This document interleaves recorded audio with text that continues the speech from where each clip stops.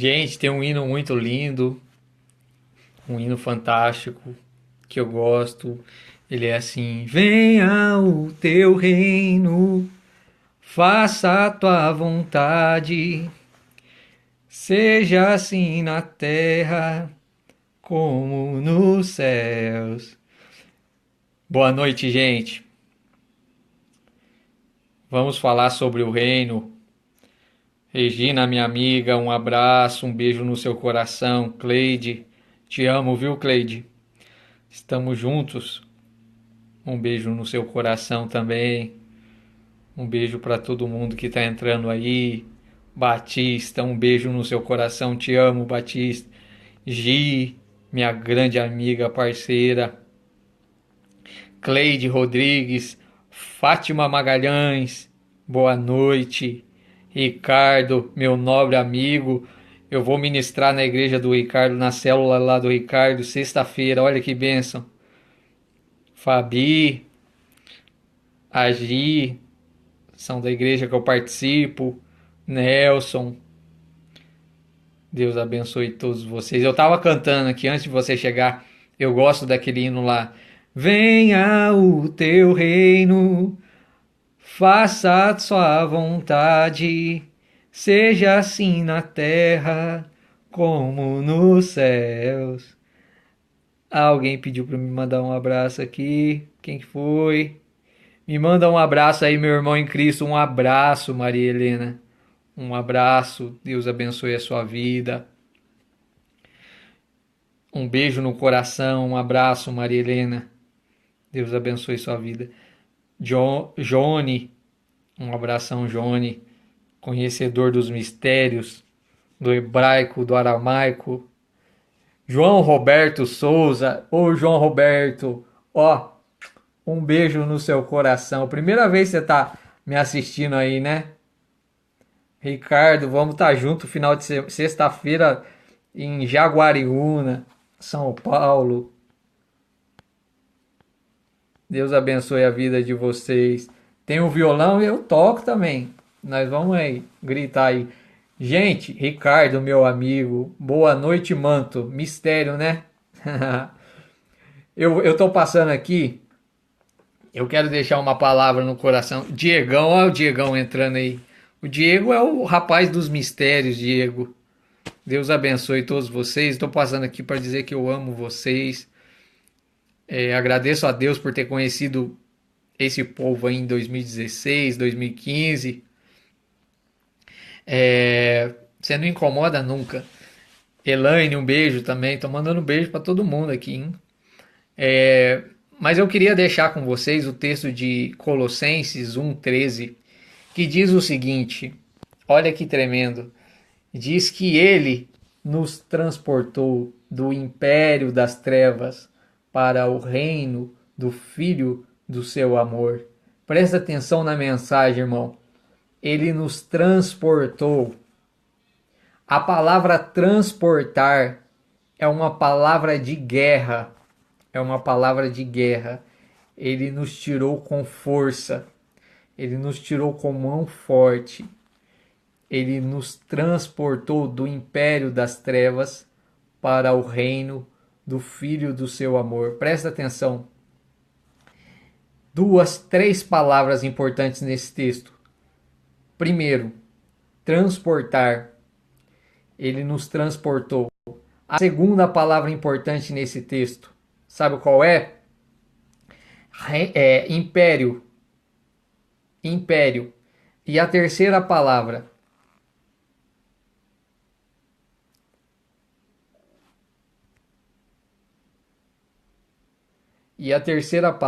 é reino. Olha só, voltando aqui, a conexão ficou fraca. A primeira palavra de Colossenses 1,13, a primeira palavra, ele nos transportou, uma palavra de guerra. Segundo, império. E terceiro, reino. Presta atenção. A Bíblia toda fala sobre isso. Fala do ser humano, Deus dando um reino para o homem, O homem abandonando o reino, certo? E sendo escravizado, se tornando escravo do inimigo. Um dia eu quero falar com vocês sobre o parente remidor. Essa história está em Levítico. Em Levítico fala sobre o parente remidor. Presta atenção aqui, gente. Quando alguém perdia a sua terra, haviam três formas de resgate para a terra. Nós perdemos, Adão perdeu a terra para o diabo. Lembra que quando ele apareceu para Jesus, ele disse: Olha, te darei todos esses reinos, se prostrado me adorares. Lembra disso? Então, Adão perdeu o governo do reino, ele entregou na mão de Satanás quando ele desobedeceu a Deus. Por quê? Porque você se torna servo, acaba se tornando o senhor da sua vida, aquele que dá ordens, aquele a quem você obedece. E eles obedeceram à serpente no jardim. Então, olha só, o homem perdeu a terra, mas em Levítico fala sobre quando o homem perde a terra. Ele tem três formas de conquistar. Olha só, eu vou passar para vocês essa revelação. A primeira forma de reconquistar a terra é a pessoa trabalhar. Ela perdeu a terra. Imagina, terra, perdeu uma terra. Lembra lá da vinha de Nabote? Porque essa mensagem quando Acabe queria tomar a vinha de Nabote, né? Aquilo é um símbolo do diabo tentando tomar aquilo que é nosso. Veja bem, a primeira forma de resgate da terra, qual é? A primeira forma de resgate da terra é você trabalha e reconquista a sua terra, paga de novo aquilo que era seu. Segundo a lei, havia uma preferência para quem era dono da terra de resgate. Fica comigo, já que você vai entender, Deus vai falar fortemente no seu coração. A segunda forma de resgatar a terra era como? A primeira era trabalho, a pessoa trabalhava e comprava de novo a terra. A segunda forma de resgate da terra era a pessoa esperar o ano do jubileu. O ano do jubileu, ela esperava o ano do jubileu, que era 50 anos. A cada 50 anos havia o jubileu. Lembra do múltiplo de 7? 7 vezes 7, 49. No ano seguinte, no ano 50º ano, era o ano do jubileu. O que acontecia? Havia uma lei em Israel. Essa lei vai voltar no milênio. Qual é a lei? Quem perdeu a terra tem direito de resgate da terra. Ele pode trabalhar e comprar de novo a terra. Ou se a pessoa trabalhou e não conseguiu mais, oprimida, né, pelo agiota ou por quem quer que seja, ela não conseguiu resgatar a terra, ela espera 50 anos. E aí no ano do jubileu, no 50º ano, a terra volta para a pessoa. E se a pessoa faleceu, a terra volta para o herdeiro dela. A terra volta para o herdeiro dela. Só que havia uma terceira forma de reconquistar a terra. Qual era essa terceira forma? A terceira forma era através do parente remidor, que era uma pessoa estranha, certo? Que era parente e que vinha e que pagava o preço, e devolvia a terra para aquele a quem perdeu. Então, olha só, isso daí fala de várias coisas. Primeiro, quando o homem perdeu o governo no Jardim do Éden, quando nós perdemos o governo da terra, Adão perdeu, entregou nas mãos de Satanás, o que acontece?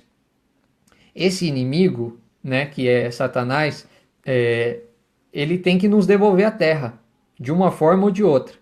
A primeira forma é através das 613 leis, certo? A gente cumprindo as leis, por esforço próprio, a gente resgata a terra, certo? Porque a terra não fala só do lugar que você mora, mas ele fala também do seu corpo, porque nós fomos feitos da terra.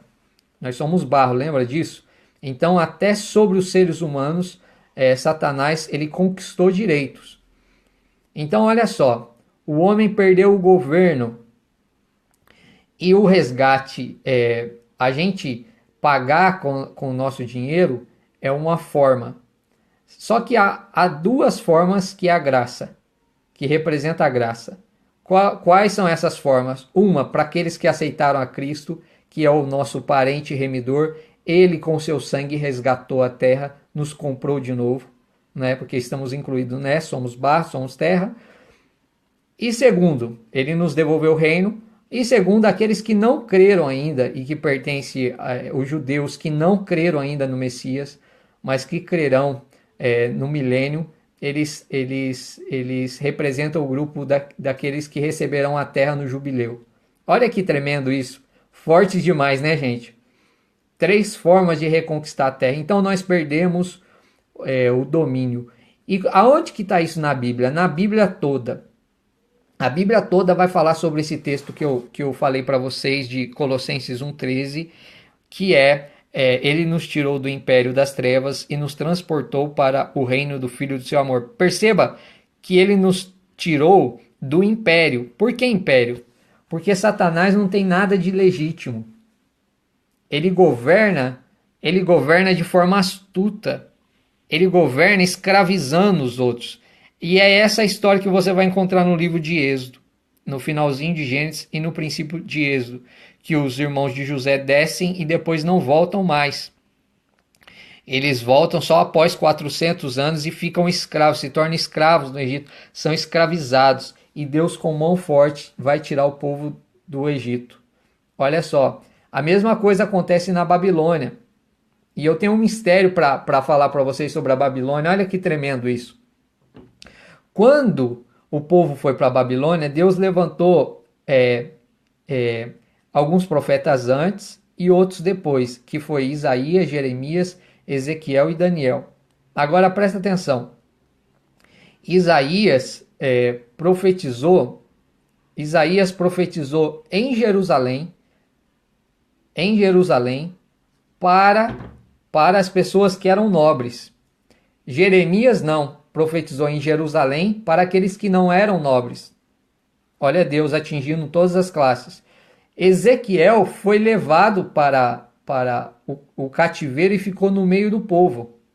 E Daniel foi levado para o cativeiro para a Babilônia, mas só que não ficou no meio do povo, ficou na corte, entre os nobres. Então olha só como que Deus trabalhou. Deus atinge todas as classes sociais, certo? Ficaram escravizados, se tornaram escravos na Babilônia, né? Lembra que os escudos foram tirados do templo de Jerusalém, se tornaram escravos dos egípcios e se tornaram escravos, ficaram escravos também da Babilônia. E Deus levantou 4 profetas, um pouco antes e durante. Isaías, Jeremias, Ezequiel e Daniel. Os 4 profetas, 2 foram para o cativeiro, um profetizou no meio do povão, né, escravo junto, que foi Ezequiel. Daniel profetizou entre os nobres, na Babilônia, mas Isaías ficou e Jeremias foi antes, um pouco antes, profetizou para a plebe e Isaías profetizou para os poderosos. Então tá aí essa revelação, você vai ver na Bíblia toda isso. Os medo-persas também escravizaram o povo de Deus. Já que eu vou voltar e vou explicar tudo isso de novo. Roma também começa a dominar, né?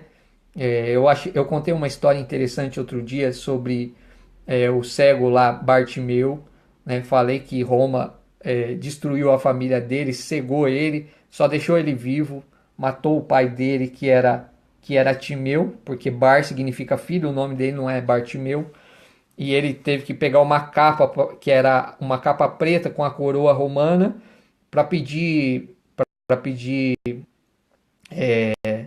esmola. Então é isso que o império faz. Ele tira a dignidade. E é exatamente o que está acontecendo nos nossos dias. Exatamente, eu sinto um governo opressor cada vez mais, cada vez mais. Não adianta troca de presidente e cada vez mais nós somos oprimidos. Isso é espiritual, viu, gente? Isso é espiritual. Então, olha só, eu comecei falando sobre Colossenses 1,13, que fala que ele nos transportou do império das trevas para o reino do Filho do seu amor. Ele nos transportou, transportar, palavra de guerra, com mão forte. Deus tira o povo dele do império das trevas e nos leva para o reino. O reino fala de algo limpo, fala de algo maravilhoso, fala de algo adquirido, um direito adquirido. O príncipe que herda o trono do pai, porque o pai já era rei. Não é igual o império. Percebeu Colossenses 1,13, irmão? Por que fala império? Porque não é algo de direito, né? Não é algo legítimo, é algo conquistado à força, é algo que é roubado, é algo que é imposto sobre as demais pessoas, as pessoas são escravizadas. Então toda a Bíblia vai falar de impérios sendo levantados e escravizando o povo de Deus. Mas você sempre vai ver Deus levantando um libertador para libertar o povo dele. Que maravilha, né? Deus levantou Moisés, Deus levantou tantos homens, Esdras, Neemias, né, que reconstruíram o muro lá. Então Deus sempre levanta alguém. E você pode pegar qualquer aspecto desses impérios e pode ver na Bíblia Sagrada. Agora, olha que lindo, eu queria chegar aqui para conversar com vocês sobre isso. Forte demais, Tom, forte mesmo, né? A palavra de Deus é maravilhosa, né? Olha só que tremendo. Quando o Messias veio, Yahushua, Yeshua, Jesus, quando Jesus veio, o que Jesus veio fazer? Jesus, que é o parente remidor, né? Por isso que Jó grita lá, eu sei que o meu Redentor vive e que por fim ele se levantará. A palavra Redentor significa a palavra Redentor significa que Jó disse meu Redentor vive e que por fim ele se levantará. A palavra Redentor ela se aplica ao livro de Levítico mesmo, né? Que é na verdade o parente remidor. Então olha só.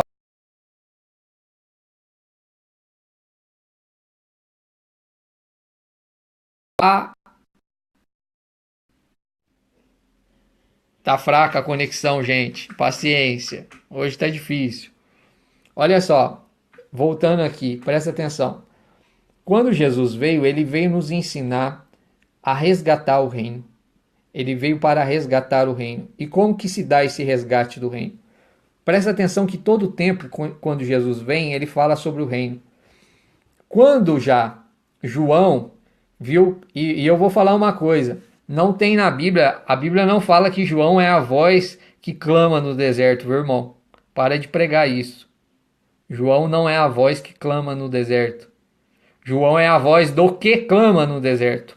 João não tem voz. A voz era do Messias. Pegou a diferença aí, ô Tom? Ô Gedilson, entendeu isso daí? Olha lá, Edna. Luciana, minha amiga. Olha só, Sulimar. João ou Batista, né, que era o batizador, ele não tinha voz. Ele não é a voz que clama no deserto. Ele é a voz do que clama no deserto. Então João só vai no eco da voz do Messias. E o que ele diz? O que ele diz? Arrependei-vos, pois é chegado o reino. Olha só a mensagem do reino. Jesus fala só sobre o reino. O diabo leva ele lá para as alturas, né, para os altos montes e diz para ele. E diz assim para ele, olha, te darei todos esses reinos se prostrado me adorares. Porque a ideia ali, a disputa é sobre o reino. Aí, o que acontece? Jesus só fala sobre o reino, gente. Jesus fala sobre o reino. Eu vou te ensinar uma coisa. Eu acho que muitos sabem, mas muita gente não sabe disso. A maioria das parábolas, ela se refere ao reino. Jesus está explicando sobre o reino nas parábolas. Quando ele fala da maioria das coisas sobre o reino. Depois eu quero que vocês leiam Lucas 19 na casa de vocês, que ele fala sobre um senhor que era rei numa terra que foi rejeitado. Ele vai embora, mas ele deixa mina, ele deixa dinheiro, talentos com as pessoas, e essas pessoas elas têm que fazer crescer aquele dinheiro, e ele volta, e aqueles que fizeram crescer esse dinheiro, ele dá cidades, presta atenção, ele dá governo sobre cidades para essas pessoas que fizeram o reino crescer. Ele dá governo sobre cidades. Aqueles que fizeram prosperar o dom, o talento que estava na mão, recebeu o domínio sobre 10, outros sobre 5, outros sobre 2, outros sobre uma cidade. E um foi lançado nas trevas exteriores. Então, assim, Jesus só fala sobre o reino. É por isso que ele nos ensinou, ó, quando vocês forem orar, orem assim: Pai nosso que estás no céu, santo seja o teu nome. Venha a nós o teu reino. Seja feita a sua vontade, assim na terra como ela já é feita no céu. Por que é essa oração do Pai Nosso? É a oração do reino. Por que ele ensinou a oração do reino? Porque a batalha, o conflito do Messias aqui, certo? E o conflito meu e seu é o conflito entre império e reino. O diabo governando um império, né? O império das trevas, e o reino, que é do Messias, da qual eu e você fazemos parte. Então, assim, a guerra é entre o reino e o império. Agora, deixa eu falar sobre império e a diferença entre império e o reino, para você poder entender. O império, ele se dá de uma forma imposta de cima para baixo, mas a organização, ele não tem uma certa organização. O que vale é a palavra do ditador, do imperador, certo? Agora, haja vista que vocês já estudaram a história dos imperadores romanos. Eu vi até uma história sobre, eu não sei se vocês já ouviram falar disso, sobre a prima noite. Prima noite era a primeira noite. O imperador romano, ele ia no casamento das pessoas, e a primeira noite da noiva era com ele. Era ele quem tomava a virgindade das noivas na lua de mel. A primeira noite era dele. Há vários relatos, eu vi a história de muitas mulheres que se mataram, que se jogavam de prédios, de andares, de lugares altos, ou se matava de outras formas, porque não aceitavam o marido, que se matavam não aceitando essa vergonha. Então, quando o imperador chegava na festa de casamento, presta atenção que eu tive uma revelação aqui agora. Olha que tremendo isso veio na minha mente agora. Quando o imperador chegava na festa de casamento, era tristeza, porque a primeira noite, era do imperador, então ele ia bagunçar com a festa do casamento. Agora olha para mim que eu vou te dar uma revelação. Quando o Messias, o príncipe, o rei, né, ele chegava no casamento, sabe o que acontecia? A alegria. Ele transformava água em vinho.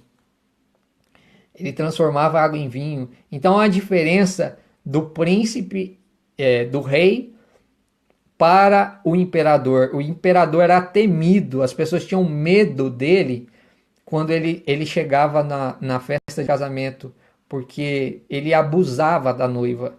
Agora, o Messias, quando chegou na festa de casamento, ele transformou água em vinho. Veio aqui na mente, veio agora, viu? Essa revelação é fresca.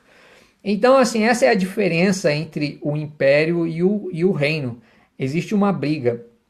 No império as coisas são todas erradas, não há direitos, né? Só há deveres, mas no reino há direitos e deveres. O reino é mais organizado, o reino é adquirido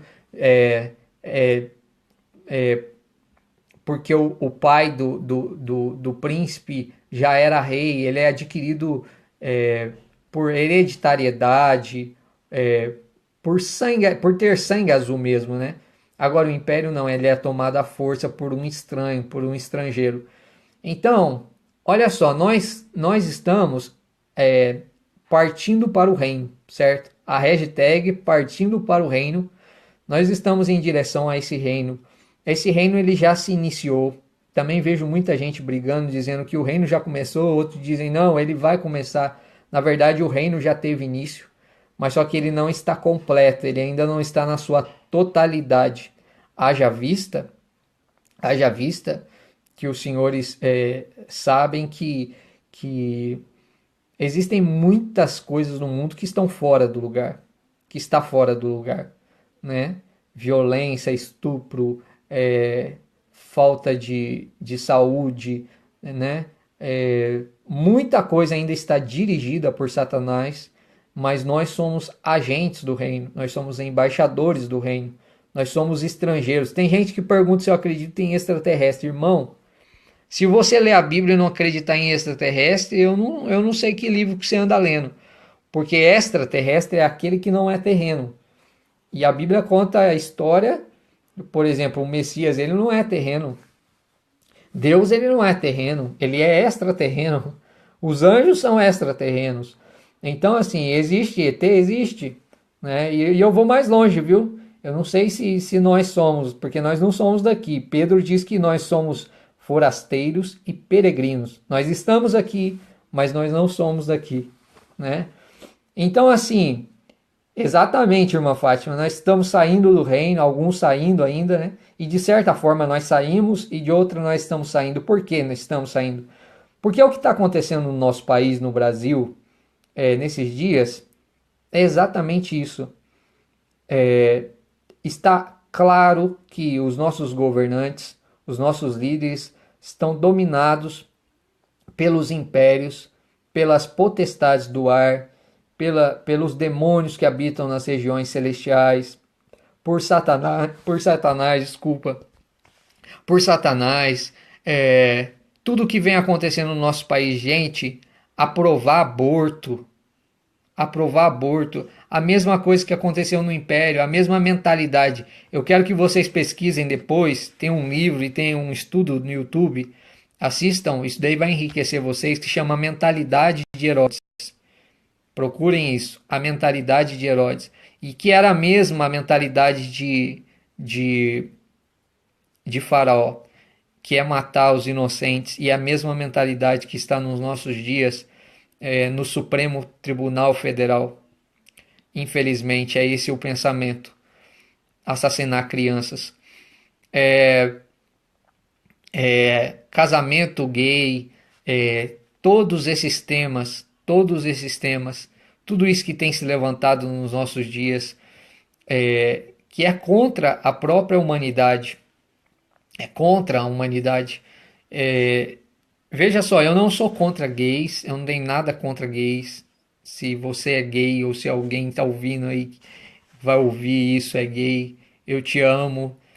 Mas eu quero dizer para você que essa paixão que domina você, e cada um de nós, seres humanos, somos dominados por vários tipos de paixões, essa paixão não provém de Deus, ela provém da carne e provém do mal. E Deus tem um projeto lindo para a sua vida. Deus quer resgatar a gente. Não é só o gay, Deus quer resgatar todo mundo das suas paixões. Deus quer nos resgatar das nossas paixões, e é isso que é Evangelho. É isso que é Evangelho. O Evangelho é o resgate do homem. Nós precisamos ser resgatados. Nós estamos caminhando. Eu já falei outro dia, eu vou para a igreja e eu acredito no Evangelho, não é porque meu pai é pastor, não é porque eu nasci na igreja, não, gente. Se fosse balela, tudo isso, eu já tinha metido o pé em tudo isso. Eu tô nisso porque eu sei que eu vou viver eternamente, porque existe uma promessa de um Redentor que veio e que me resgatou. Eu sei que esse corpo meu, ainda que ele padeça e ainda que eu durma, mas um dia eu serei ressuscitado e eu viverei eternamente. Porque o propósito de Deus, conforme Eclesiastes, é que o homem viva eternamente. Por isso que nenhum de nós aceitamos a morte. Você acha que todo mundo vai morrer menos você. Por quê? Porque Eclesiastes diz que há uma semente da eternidade dentro de você. Quando Deus criou o homem, o coração dele era para ser eterno. Você foi criado para ser eterno. Por isso que você não aceita, você não entende o que é morte. Você entende para os outros, mas para você nunca vai chegar. Por que isso? Por mais que você esteja preparado. Por que isso? Porque há uma sensação de eternidade dentro de você que Deus colocou. Agora presta atenção nisso que eu vou falar. Já estou caminhando para o final. Nós estamos em uma batalha de um império das trevas contra o reino, né? Dois times que entrou em campo, o reino versus o império. E o reino vai vencer. A gente já sabe disso. Agora você tem que se posicionar, em qual dos dois lados você está. Se você quer participar do império ou se você quer participar do reino. O que significa eu participar do império? Veja só, o reino ele tem regras. O reino ele tem uma cultura. Veja só, não é o reino do Brasil, não é o reino da Dinamarca, o reino da britânico, não é o reino, não sei, vamos inventar. O reino não é nenhum desses reinos, é o reino dos céus. Então, as regras são diferentes. As regras são regras para dar vida. Então eu vou explicar rapidinho. Presta atenção. A salvação, como que se adquire salvação? Porque é uma bagunça, cada um crê numa coisa, mas eu vou te explicar o que é a verdade. Presta atenção, eu não tenho mais dúvida nenhuma sobre isso. É isso que a palavra ensina. A salvação, ela não é conquistada com mérito humano. Não é. Você pode ser bom demais. Você pode ser fera. Você pode ser 3 vezes santo. Aliás, tem muita gente que acha que santidade é uma coisa, santificação é outra, viu, gente? Santidade é o estado de perfeição daquele que é santo. É uma pessoa que já alcançou o ápice. Então ela tem santidade. Agora, nós, mortais, né, estamos aqui em busca do reino, nós estamos em um processo que se chama santificação. Esse processo nos levará à santidade, que é o ato final de ser santo. Mas nós estamos nos santificando. O que é se santificar? Tem gente que de um dia para o outro muda radicalmente, mas tem dia que cada dia vai abandonando certas coisas. Por exemplo, eu vou dar alguns exemplos. A salvação, ela é obtida como? Pela graça, certo? O que é graça? Graça é favor imerecido. Então, assim, tem gente que fala assim, não, eu vou fazer isso para me ser salvo. Você não precisa fazer. Você recebeu a salvação. O que você precisa fazer é crer em Cristo. É o que o apóstolo Paulo fala, né? Crê no Senhor Jesus Cristo, tu e tua casa, e serás salvo. Você já leu a passagem sobre o ladrão da cruz? Ele não se arrepende. Ele não fala, ó Senhor, estou aqui, estou arrependido. Ele fala para Cristo assim, Senhor, nós estamos aqui porque merecemos. Ele fala para o outro, mas ele nenhum mal fez. Senhor, lembra-te de mim quando entrares no teu reino. Então, a salvação, gente, a salvação, ela é obtida. A salvação que eu estou falando é a salvação do Espírito. A salvação, ela é obtida por meio da graça em Cristo Jesus e ela é pela fé. Então eu preciso ter fé e crer que Jesus Cristo foi o parente remidor, ele se entregou, ele pagou o meu preço, certo?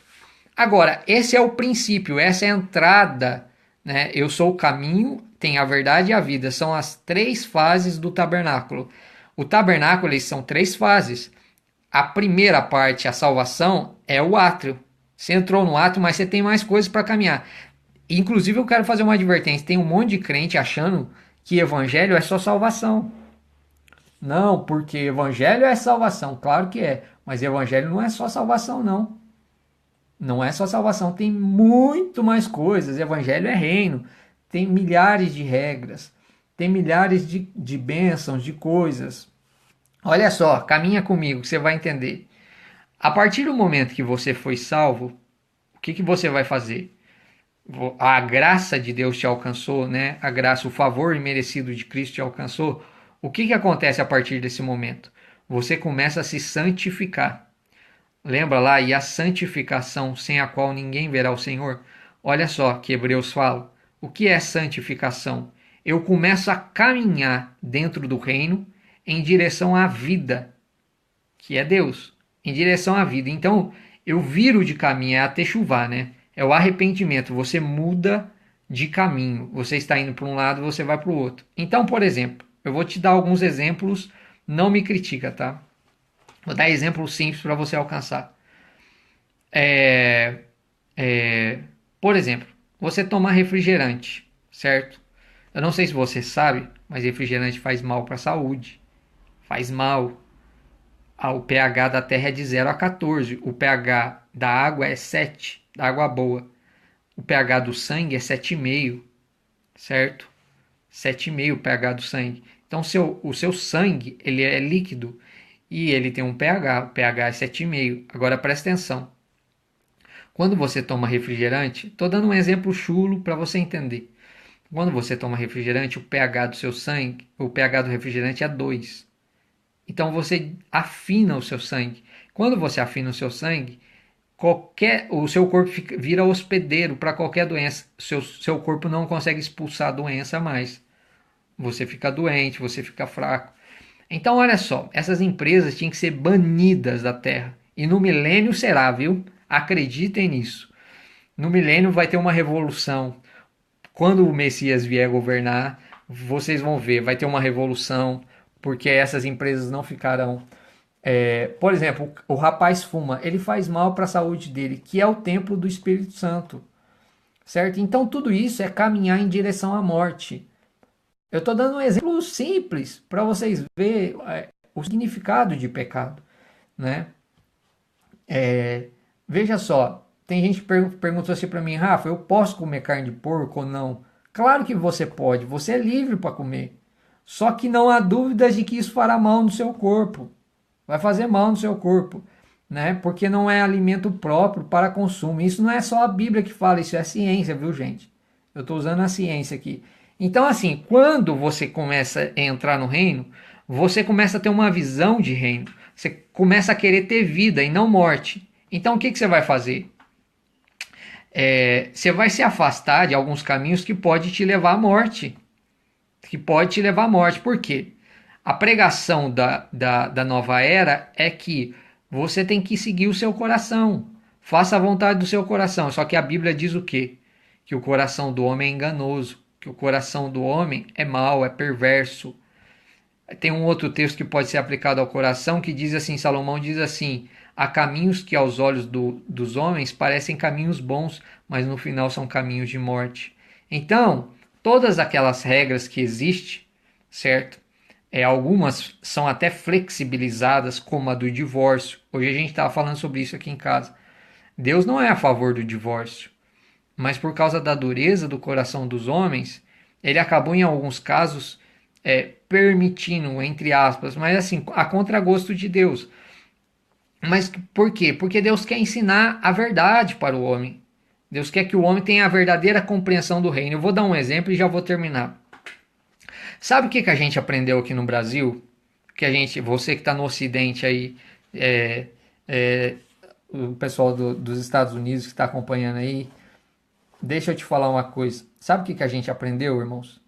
Que amor é um sentimento. Nós aprendemos que amar é um sentimento. Amor, no hebraico, ahavá, não é sentimento. Não é sentimento. Foi por isso que Deus ensinou, presta atenção, você vai ter uma revelação maravilhosa agora. Foi por isso que Deus ensinou Oséias. Sabe o que Deus fez com Oséias? Deus falou assim para Oséias, Oséias, amor não é sentimento, amor é comportamento. É como você se comporta para outra pessoa. Então faz o seguinte, vai na casa de prostituição, toma uma prostituta e casa com ela. Mas Senhor, vai? Pode ir. Deus exemplificando o que acontecia com ele e com Israel, certo? O que acontece com o povo, né? e com o Messias também, né? Os que são infiéis. Mas Deus estava querendo ensinar o que é amor. Presta atenção. Ele vai e toma uma mulher. O que que acontece? A mulher trai ele. Ele paga por ela, viu, gente? Ele paga por ela para tirar ela do mercado de escravas, do mercado de prostituição. Ela era linda, ele paga por ela. Fica aí que você vai amar isso que eu vou falar. Ele paga por ela, leva ela para casa, confia nela, certo?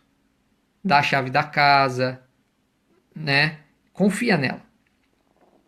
Muda a vida dela, sofre os preconceitos que tem que passar. Aí o que ela faz em troca? Ela trai ele com o vizinho da direita. Traiu ele. Aí ele vai reclamar para Deus. Daí sabe o que Deus fala para ele? Eu vou te ensinar o que é o amor. Perdoa ela e ama ela mais. Ele perdoa, ama mais ela, ela fica grávida. Fica grávida, faz o DNA. Eu vou contemporaneizar a mensagem. Descobre que o filho não é dele. Ele descobriu que o filho não é dele, é do vizinho da direita. Vai orar para Deus, falar: Senhor, que é isso? Deus fala para ele assim: volta lá, perdoa ela e ama ela mais. Ele volta, perdoa e ama mais. O tempo passa, ela sai com o vizinho da esquerda. Oséias vai reclamar. Deus fala para ele: ama ela mais, perdoa ela, ama ela mais. Ele volta, perdoa, ama ela mais. Ela fica grávida do segundo filho. Oséias vai reclamar com Deus: perdoa ela e ama ela mais. Ele perdoa e ama mais. Sabe o que acontece? Ela dá a luz ao segundo filho, abandona ele e vai embora. Vai embora, abandona Oséias e vai embora. Olha só que linda essa história. Presta atenção para você entender o Messias e o ser humano. O que é o amor? O amor não é um sentimento. O amor é um comportamento, Oséias. Vai na casa de prostituição e toma uma prostituta. Ama ela. Ela ficou grávida do primeiro, perdoa e ama ela mais. Ela ficou grávida do segundo, perdoa e ama ela mais e cuida dos filhos. Oséias limpando a casa, cuidando dos filhos, a mulher vai embora, desaparece, abandona ele. O tempo passa. Sabe o que acontece? Olha a mensagem profunda. Sabe o que acontece? A pele que era bonita do corpo dela fica flácida. O tempo passa. O brilho do olhar dos olhos dela, o brilho dos olhos dela não é mais o mesmo. O corpo dela, de meretriz, de prostituta, ela não deveria ser feia, acaba, definha com o tempo. E aí ela vai ser leiloada, sendo vendida como escrava, no mercado de escrava. Sabe o que Deus fala com Oséias? Oséias, vai no mercado de escrava e dá o mais alto preço por essa mulher. E dá o mais alto preço por essa mulher. Presta atenção nisso. O que Deus fez com a gente? Ele vai no mercado e paga o mais alto preço por ela. Presta atenção. Ela não tinha valor mais nenhum, a não ser o valor de escrava. Ela não tinha mais utilidade para ele. Não tinha. Porque uma coisa é você comprar uma prostituta, que o corpo dela é bonito, que ela é jovem, ela é agradável. Agora outra coisa é você comprar alguém que não tem mais valor nenhum. Outra coisa é comprar alguém que não tem mais valor nenhum. Ele vai dar o preço mais alto por ela. Agora olha só. Ela entendeu o significado do amor.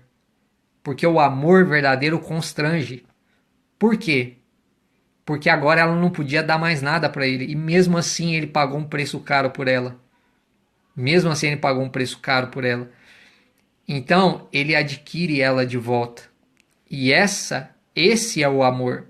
Amor não é sentimento. Amor é comportamento. Então olha só essa história. E nós, no mundo, o que nós aprendemos? Que amar é um sentimento. Por isso que Jesus falou assim, olha, amem os vossos inimigos. Gente, tem como sentir algo bom pelo nosso inimigo? Não tem. O cara foi mal com você, a mulher foi mal com você, te abandonou, fez maldade para você, ou sei lá o que fez na sua vida. Mas como é amar? Eu vou te explicar. Ahavá e ágape.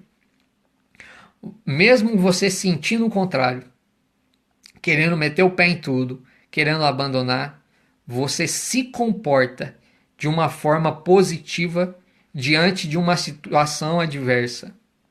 Isso é amor. Isso é amor. O cara é seu inimigo, cuspiu no seu rosto. Sabe o que você faz? Um dia ele vai bater na porta da sua casa precisando de você e falar assim: eu tô precisando de comida. Você vai ajudar ele. Porque amor não é sentimento. Não é o que você sente, mas é o seu comportamento. É como você vai se comportar diante daquela pessoa. Como você vai se comportar diante daquela pessoa. Isso é ahavá. Isso é ágape. É como você se comporta. Presta atenção, em Coríntios, quando Paulo fala sobre amor, ele não fala sobre sentimento, ele fala sobre comportamentos do amor. Ele fala o amor é bondoso. Ser bondoso é um sentimento? Ah, eu sinto que eu sou bom. Eu estou sentindo bondade. Não, bondade é um comportamento. Eu sou bom, eu posso ser bom ou posso ser ruim. Então são comportamentos, ele fala sobre comportamentos. Então o amor é um comportamento. Igreja, amor é um comportamento. E agora olha que interessante, quando você se comporta, você faz nascer o sentimento na pessoa.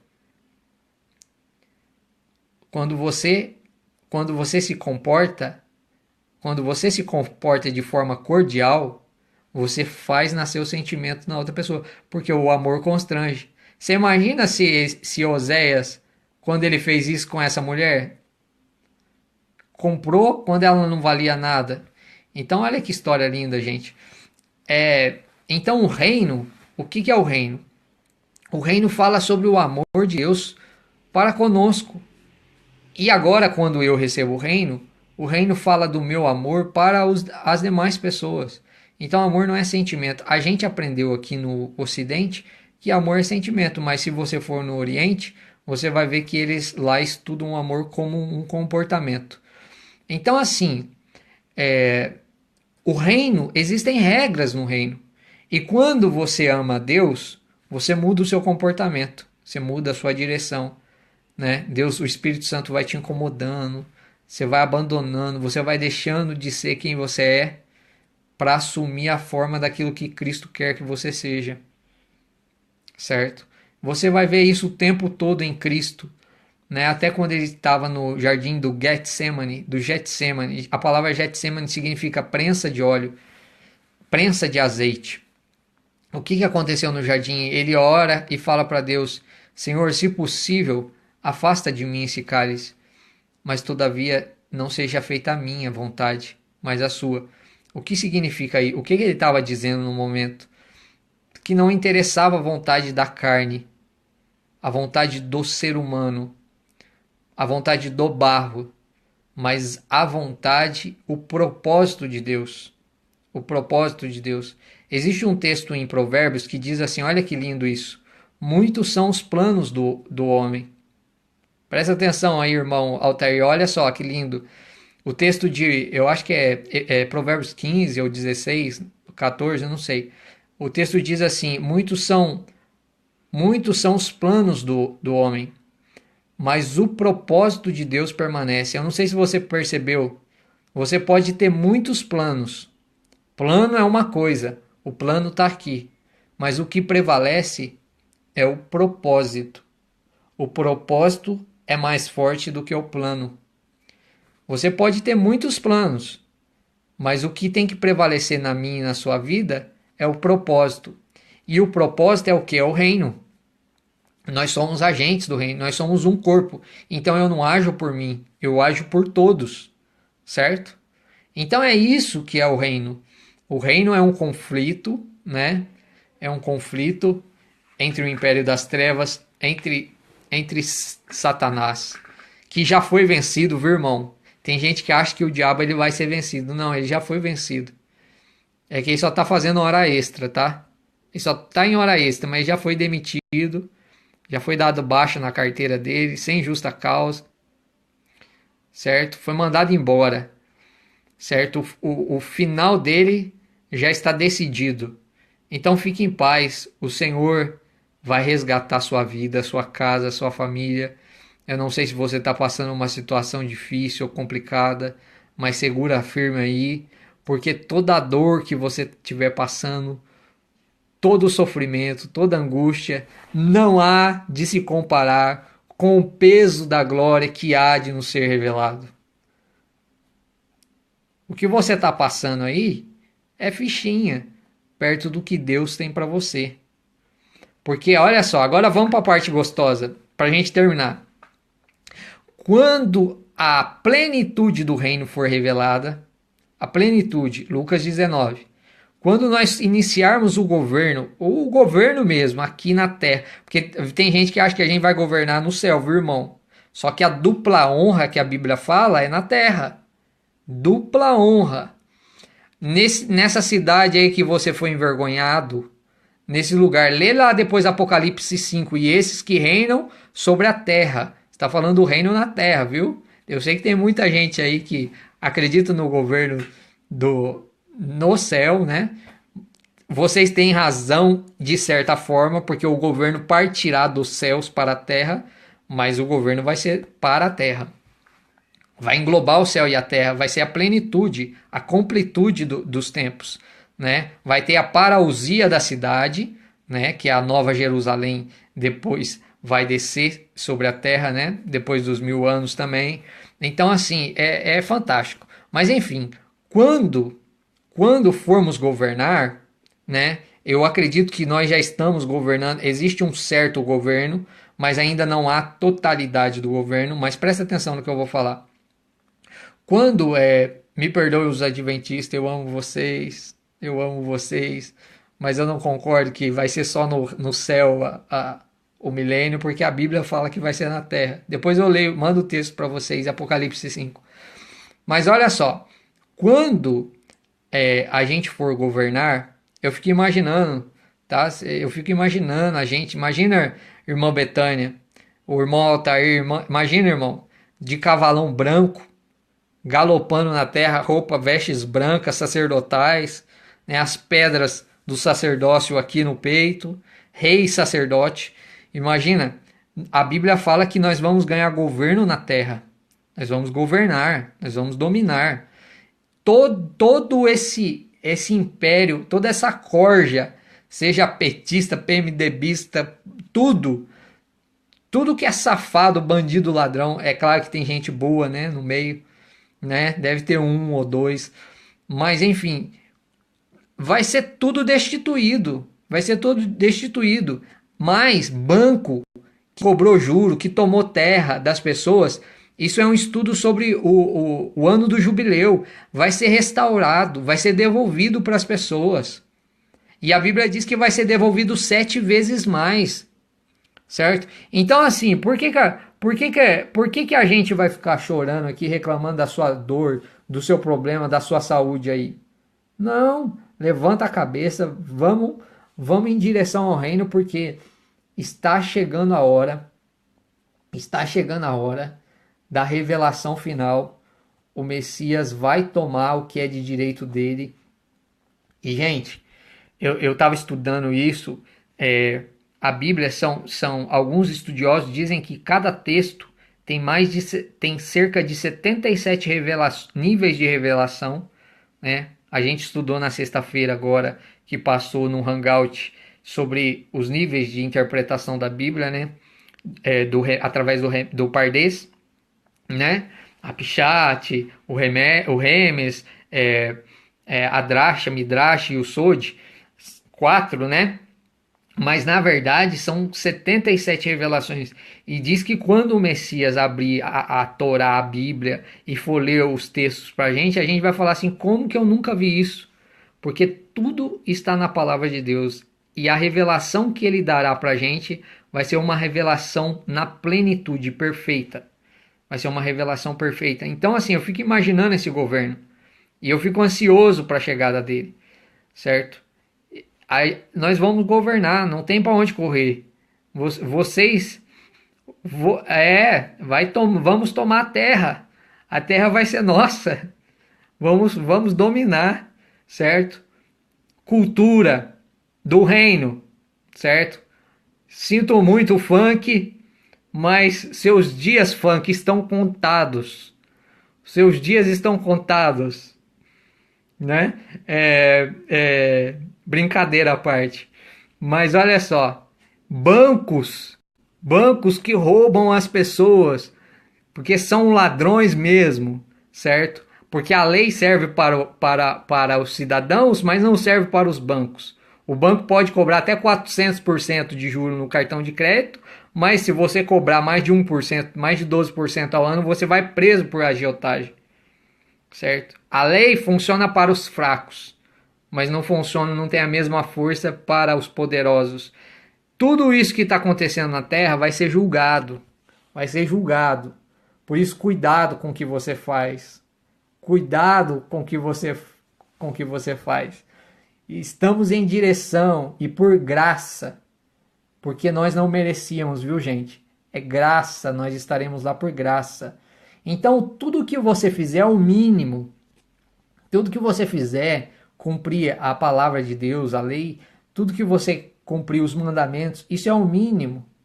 Porque se você adulterar, quando você adultera, Deus te ama, mas você cria uma consequência para a sua vida. Você pode morrer até. Quando você quebra qualquer um dos mandamentos, você cria uma consequência para a sua vida. Mas eu não sei se eu falei para vocês, Davi foi um homem que Deus amou, o homem segundo o coração de Deus. Ele quebrou quase todos os mandamentos. Alguns dizem que Davi quebrou os 9 mandamentos. Esquece as 613 leis, vamos falar só dos 10 agora. Mas dizem que Davi quebrou 9.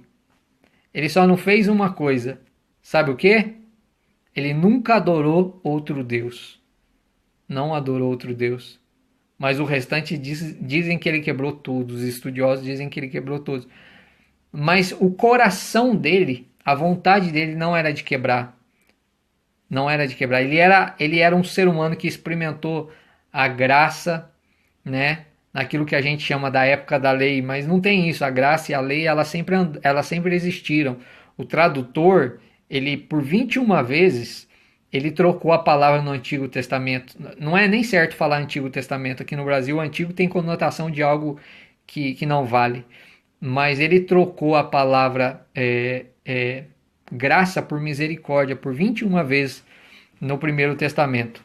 Então, gente, fica firme, fica forte, porque estamos em direção ao reino. Já fomos resgatados. Ora, quando você for orar, ora, venha o seu reino, faça a sua vontade, seja assim na terra como é nos céus. Canta aí, certo? Canta, anuncia o reino, fala para as pessoas, fala assim, olha, o reino de Deus está chegando, as leis vão mudar, a cultura é outra. Qual que é a cultura? A cultura é diferente, você tem que amar o inimigo, a cultura é diferente, né? Você não pode adulterar mais, você não pode nem pensar, se você pensar você já pecou, já quebrou a norma do reino. Tá vendo? O reino é forte demais, irmão Otair. Ô Gedilson, o reino é só para os fortes.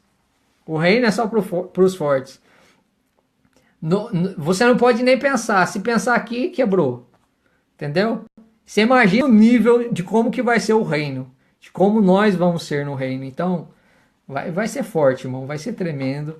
Certo? É claro que isso daí já é para cumprir agora. Isso daí já não tem que esperar Jesus voltar para começar. Não. Isso daí já é aplicado agora. Mas eu sei que muitos irmãos não têm força e não têm entendimento para fazer isso. Então, assim, quando você ama o reino, você cumpre as leis. O reino tem regras. O reino tem regras. Então, procure quais são as regras do reino. E quando você segue as regras do reino, você melhora a sua vida. Você melhora a sua condição de vida. Você melhora a sua condição de vida. Eu não sei se vocês descobriram aí. Isso daqui não traz salvação, tá? Isso daqui não salva. Mas a circuncisão melhora a vida sexual do homem. A, a pessoa que é circuncidada, o que acontece? Ela evita pegar doenças. Olha só. É claro que aquilo dali, tudo na primeira aliança, era um símbolo de algo mais forte, mas não significa que aquilo foi deixado para trás, não. Quando você faz, você é abençoado. Quando você faz, você é abençoado. Então, gente, fica firme na fé, firme aí, força para resistir esse tempo final que estamos passando, que estamos entrando, porque o governo, a plenitude do reino está se aproximando. A plenitude do reino está se aproximando. Se a plenitude já estivesse aqui, Jesus, como alguns ensinam, até tem uma amiga, eu amo, tem uma moça aqui que debate comigo, ela discorda de algumas coisas, mas gente, se vocês verem o carinho, o amor, o respeito, a forma como ela conversa comigo, é de se admirar. E eu aprendo com ela. E ela acha que nós já estamos no milênio, né? Ela é a milenista. E ela já acha que estamos no milênio. Mas veja só, se o reino já chegou na plenitude, por que a gente tem que orar? Pai nosso que estamos no céu, santificado seja o teu nome, venha a nós o teu reino. Por quê? Porque a plenitude não chegou ainda. A plenitude não chegou ainda. O reino ele se iniciou, ele está em conta-gotas aqui na terra, através da vida de algumas pessoas, mas a plenitude do reino há de ser revelada com a volta do Messias, certo? E ele vai reger as nações com vara de ferro. E depois leia Apocalipse 2, 25 e 26, porque você também vai reger as nações com vara de ferro. Assim como eu me assentei no trono de meu Pai, eu permitirei com que vocês assentem no trono de meu Pai. Sentem no trono de meu Pai.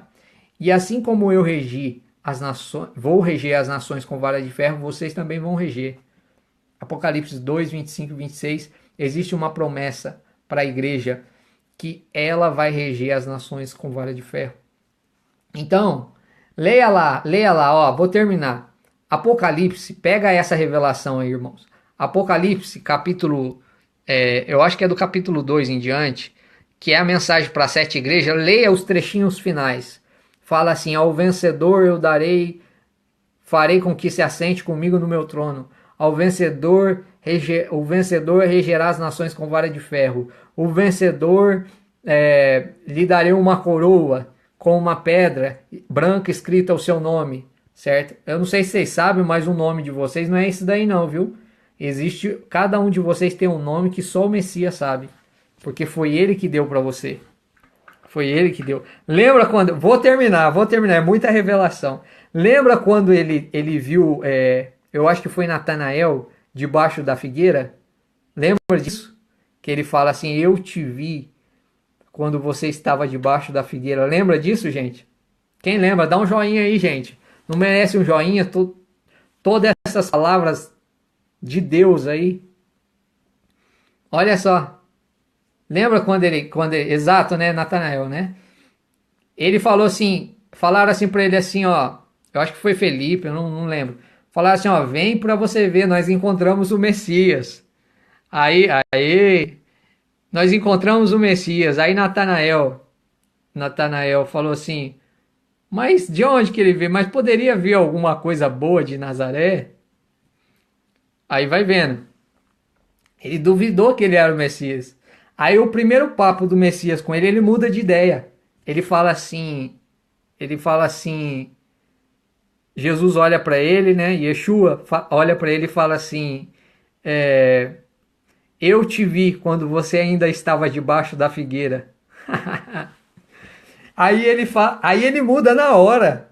Ele muda na hora. Ele confessa Jesus como o Messias na hora. Então qual é a revelação? O que os historiadores dizem dessa história?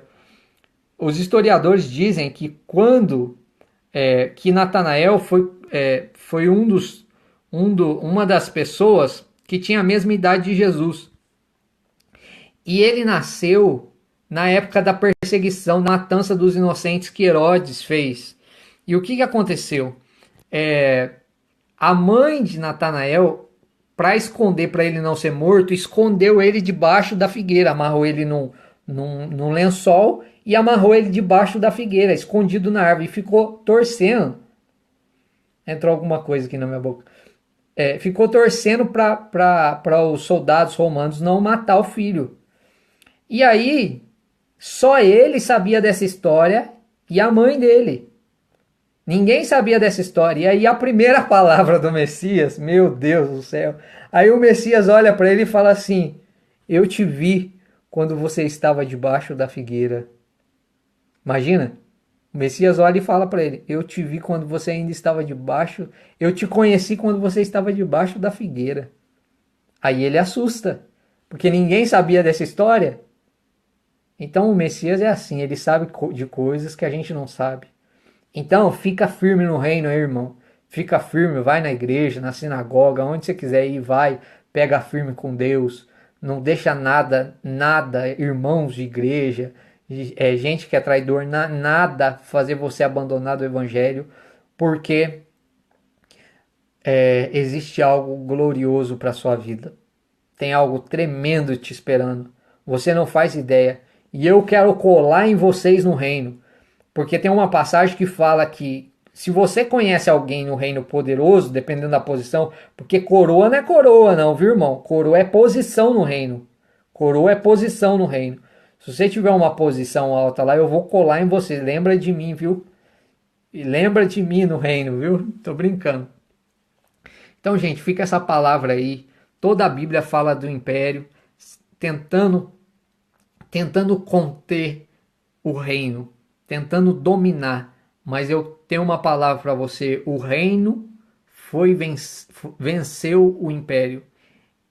Colossenses 1,13. E ele nos transportou do império das trevas para o reino do Filho do seu amor. Fomos transportados por graça. Mas já começa aprendendo as regras do reino aí, tá? Começa a estudar lá o livro de Gênesis, tá? Isso. Fracos, mas não desanimados, como o apóstolo Paulo diz, certo? Abatidos, mas não derrotados. Porque a terra vai ser de vocês, gente. A terra é nossa. Ok? Deus abençoe a vida de vocês. Eu quero aqui falar que eu amo vocês, viu? Para mim é um privilégio conversar com vocês. Tem um monte de gente aí que me ensina todo dia. E eu estou aberto para aprender com vocês também. Porque tem muita gente aí boa de Bíblia, mas muita gente, viu? Deus abençoe a vida de vocês, o ministério de vocês, a família suas. Deus abençoe o seu negócio. Amém? Porque eu creio sim que Deus dá prosperidade sim, viu, irmão? Não é uma prosperidade errada, não, né? Tem uns que buscam a Deus só por causa do pão e do peixe, né? Mas tem uns que buscam a Deus por causa disso, por causa desses mistérios. Por causa desses. Imagina se a gente pudesse sentar no pé de Jesus uma semana só, irmão. Imagina só. Tanto de coisa o tanto de mistério. Então pega firme, se dedica na palavra de Deus. Se tem alguém aí que não se inscreveu lá no YouTube, vai lá, se inscreva lá. Eu gravei 5 vídeos só hoje sobre Gênesis. Eu vou postar lá, eu vou editar e vou postar, certo? Alguns vídeos sobre Gênesis. Estou gravando alguns estudos que é de live. Eu estou gravando para ficar mais bonitinho para os irmãos entender. Vou postar lá no YouTube também. Então fica firme. Tem gente pedindo indicação de livro. Eu indiquei o livro As Eras Mais Primitivas da Terra. Gente, vamos estudar Gênesis agora. É hora de estudar Gênesis porque Gênesis é o proto, é a semente. Todas as árvores crescem a partir de Gênesis. Tudo, tudo, tudo da Bíblia, profetas, evangelho, tudo está em Gênesis. Se você ler Gênesis, você vai ter uma base boa para compreender o restante da palavra de Deus. Então pega firme, fica firme na sua igreja aí. Não abandona o evangelho por causa de falsos irmãos, não. Não abandona o evangelho por causa de picuinha, por causa de sentimentos momentâneos. Chora, conversa com Deus no seu quarto, fala com Ele, mas toda a sua dor, todo o seu sofrimento não há de se comparar com o peso da glória que há de ser revelado. Gente, vai ser muito forte, viu? Vai ser muito forte. Vai ser muito mistério. É coisa de gente doida mesmo. Não tem como, não tem nem como me controlar, porque eu fico imaginando o que Paulo diz, aquilo que os olhos não viram, aquilo que os ouvidos não ouviram, aquilo que nunca subiu no coração, na mente do homem, são as coisas que Deus preparou para aqueles que o amam. Imagina o que não está preparado para você, para mim lá, hein? Meu Deus do céu. E tudo isso por amor, por graça, porque nós não merecíamos. A nossa natureza não permitia alcançar Deus. Então o que Deus fez? Deus desceu até nós. Então fica essa palavra de incentivo, de encorajamento aí para a sua vida. Deus abençoe a sua vida, o seu ministério, tá? Um beijo no coração de vocês. Tamo junto. Precisar é só me chamar, tá bom, gente? Um abraço no coração. Deus abençoe vocês.